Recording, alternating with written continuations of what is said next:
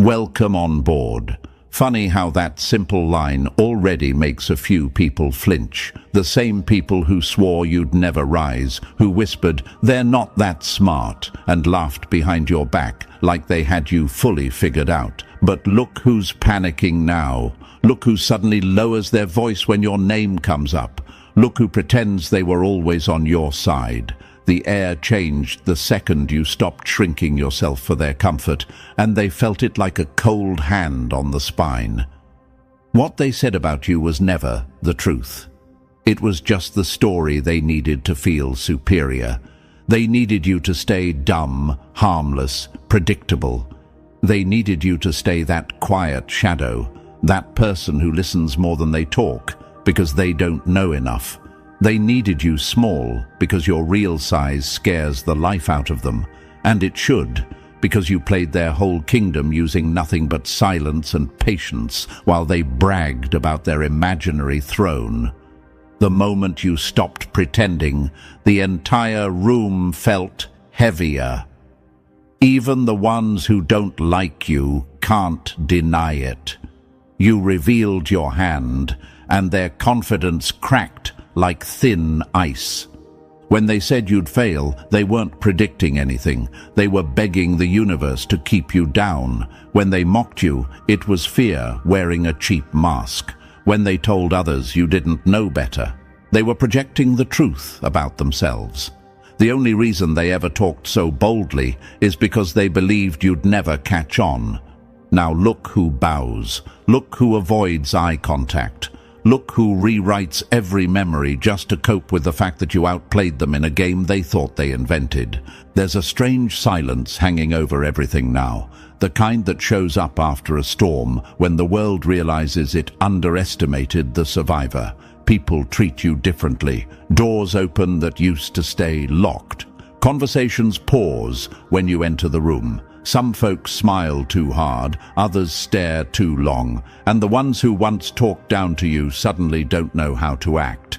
It's almost cute watching them scramble, like they're trying to figure out when exactly you slipped out of their control. They still don't get it. You were never under their control. You were just watching.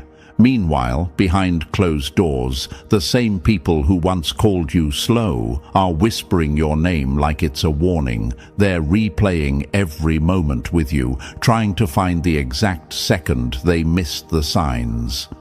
They're terrified because you didn't grow louder, you grew sharper. You didn't chase validation, you moved in silence. You didn't expose yourself, you let them expose themselves. That's the part that hurts them the most. They stepped into their own trap while you stood there looking clueless, holding the map the whole time. Press like and subscribe to pay this message back. What's wild is how your rise never had fireworks. It was quiet, smooth, almost invisible. That's why it hits so hard now. They were expecting noise, drama, a big announcement, something flashy so they could prepare themselves. Instead, you shifted the energy without warning. You changed the rules without saying a word. One day, you were the underestimated one, the maybe they'll figure it out eventually character. The next day, you were the one everyone watches like a threat. No middle ground, no transition phase, just a sudden realization that you were never playing at their level. You were playing above it. Think about how they used to talk around you. They treated you like background music, something that doesn't listen, doesn't think, doesn't notice. They spilled secrets you weren't supposed to hear, made plans you weren't supposed to understand, revealed weaknesses they thought you were too clueless to recognize. Every time you nodded, they thought you were confused. You weren't. You were collecting receipts. You were studying their patterns, their habits, their blind spots. You were noting exactly where they'd break if the universe ever flipped the board. And now the board is flipping. The shift didn't happen because you changed. It happened because you stopped hiding. The real version of you stepping out was enough to shake the ground they stood on. Suddenly, your silence wasn't mistaken for stupidity. It was mistaken for danger. Your calm wasn't seen as weakness. It was seen as intention. Your patience wasn't seen as cluelessness. It was seen as strategy. They're finally realizing you weren't behind. You were pacing yourself. And let's be honest, your mask was legendary. You made playing dumb look like a science. You let them underestimate you so you could see who they really were when they thought you had nothing to offer. Some people revealed loyalty. Others revealed envy. A few revealed obsession. Most revealed jealousy so loud it could be felt. That's why things are different now. They know you saw everything while pretending to see nothing. Now they're spiraling. They're overthinking every moment you two ever shared. They're wondering, did they know what I said? Did they catch what I meant? Did they see what I tried to hide? The answer is yes. You caught all of it. You just didn't speak on it. You let the universe hold those moments until the right time. And now that the time has come, your presence alone forces them to confront their own behavior. You fooled everyone, and not because you're manipulative in a cruel way, but because you refused to waste your power on people who didn't earn access to it. You let them believe their illusions because it made the reveal sweeter. You let them talk because their own words were building your case. You let them think you were lost because it made your comeback feel supernatural. It wasn't. It was discipline. It was intelligence. It was strategy.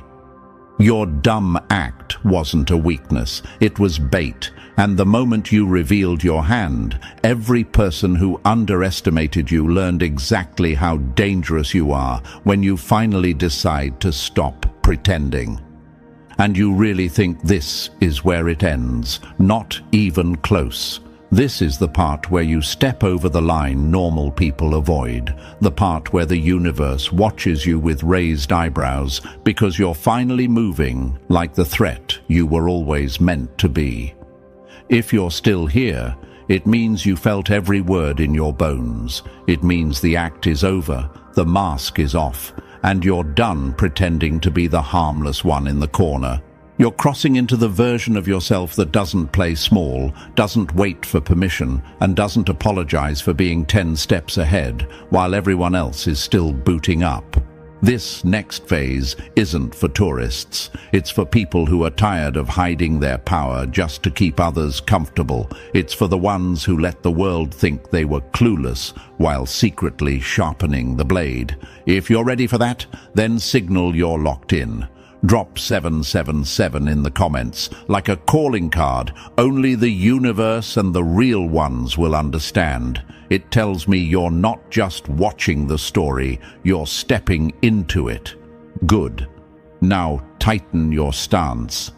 The next section goes deeper, and the mask isn't going back on. Number 1. The room they thought was above your pay grade. Funny how the fools who talked the loudest were the ones handing you their secrets for free.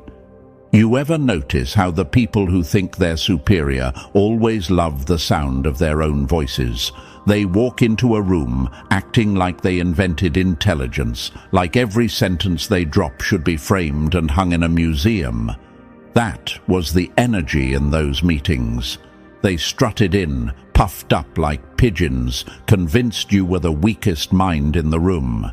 They talked slow, explained things with tiny words, threw in commentary like, "Do you get it now?" As if you were some lost child. They thought their crumbs of wisdom were feeding you. They never realized you were studying them the way a hunter studies prey that thinks it's safe. The truth is brutal. You weren't confused. You weren't behind. You weren't struggling. You were observing, decoding, and storing every detail they spilled. You walked into that room with a quiet mind and a sharp instinct. and they mistook your silence for emptiness. They thought you were harmless because you didn't flex your intelligence the way they did. They thought you lacked depth because you didn't perform knowledge for attention. They mistook your restraint for ignorance. That's the tragedy of arrogance. It blinds the one who carries it. Behind your straight face and slow blink, you were running calculations they couldn't even survive. Their tone, their body language, the cracks in their confidence, the way they checked each other for approval, the way certain questions made them twitch. You saw all of it. You were building psychological maps of people who thought you didn't even know how to hold a pen. Every time they broke down a simple task like it was rocket science, you were analyzing their need to feel superior. Every time they asked, "Do you get it now?" you were filing away the insecurity behind the question. You were learning their tempo, their ego triggers, their weak spots, their hidden fears. And here's the part they'll choke on. You learned more from them in those explanation meetings than they ever learned in their entire careers. Because you weren't just listening to their words, you were listening to the tremble behind their words. You were listening to the contradictions. You were listening to the desperate need they had to convince the room they were the smartest. You were collecting data while they were collecting validation. They had no idea every smirk they threw at you was being catalogued. Every fake smile was being analyzed. Every time they laughed at your dumb question, you logged exactly what made them feel comfortable enough to drop their guard. Their arrogance made them sloppy, and their sloppiness made you powerful. You saw alliances forming in whispers. You saw backstabbing testing the waters. You saw desperation leaking out of people who pretended to be in control. And all while they thought you were zoning out, you were piecing together the entire political chessboard. They didn't realize you weren't playing checkers. You weren't even playing chess. You were studying the architects of the board itself. The world loves to underestimate the quiet one. It loves the obvious genius, the loud genius, the genius who points at the whiteboard with too much enthusiasm. That's who they bow to. But the quiet genius, the one who asks soft questions, the one who pretends to not understand so they can understand more. People treat that one like a background character, and that's exactly where you needed them to place you. Hidden, unthreatening, invisible, the perfect angle. Because here's what actually happened. They kept talking, and you kept gathering ammunition. They kept teaching, and you kept memorizing every hidden flaw in their system. They kept insulting you, and you kept building a clearer view of who they truly were. You became the only person in the room who knew what everyone else was trying to hide. You weren't slow, you were patient, you weren't confused, you were calculating, you weren't behind, you were undercover. Let's talk about the moment everything shifted, the moment you asked a question that wasn't actually a question, but a test. You put a delicate trap on the table, something subtle, something harmless looking, and someone fell right into it. Their reaction told you everything: who panics under pressure, who lies when cornered, who throws others under the bus to save face. They don't know that you remember that moment, but you do. You remember it clearly. It was the moment you realized just how far ahead you were. Maybe you wonder sometimes, did I really fool them that well? Yes, you did. Not because you were sneaky in a cartoon villain way, but because they were blinded by their own hunger to feel superior. They saw your silence and projected stupidity onto it.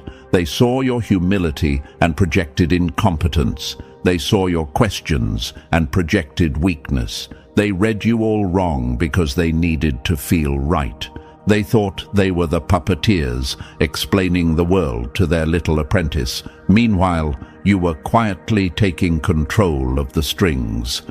Think back to every meeting where someone raised their voice to teach you something basic. Think about the condescending tone, the sarcasm hidden behind, "Let me simplify it for you." Think about the way they looked at each other, smirking, bonding over the belief that they were above you. That memory feels different now, doesn't it? Because now you see the power shift. Now you see the irony. They weren't educating you. They were exposing themselves. They weren't preparing you. They were crowning you without realizing it. You didn't interrupt. You didn't challenge them. You didn't brag. You let them think you were slow so they would keep talking. You let them think you were unimportant so they would reveal things they should have protected. You let them think you needed guidance so they would hand you access they never intended to give. You let them believe their own fantasy because fantasy makes people comfortable and comfort makes people reckless. Now that you've revealed your hand, you're seeing the results. People stepping lightly, people rewriting their memories, people avoiding eye contact, people suddenly speaking to you with respect they never had before. They're embarrassed, they're threatened, they're confused because the conclusion finally hit them. You understood everything, every meeting, every sentence, every strategy, every lie, every weakness. And now they don't know how to undo the past. They don't know how to pretend. They never tried to belittle you. They don't know how to hide the fact that you saw them small while they thought they saw you small. You weren't the fool in the room. You were the analyst, the listener, the one who stayed 2 layers deeper while they stayed 2 octaves louder. You were the quiet storm building behind their sunny day. And now that the storm has hit, the universe is simply giving them the bill for underestimating the wrong person. So let them panic, let them scramble, let them try to rewrite the script.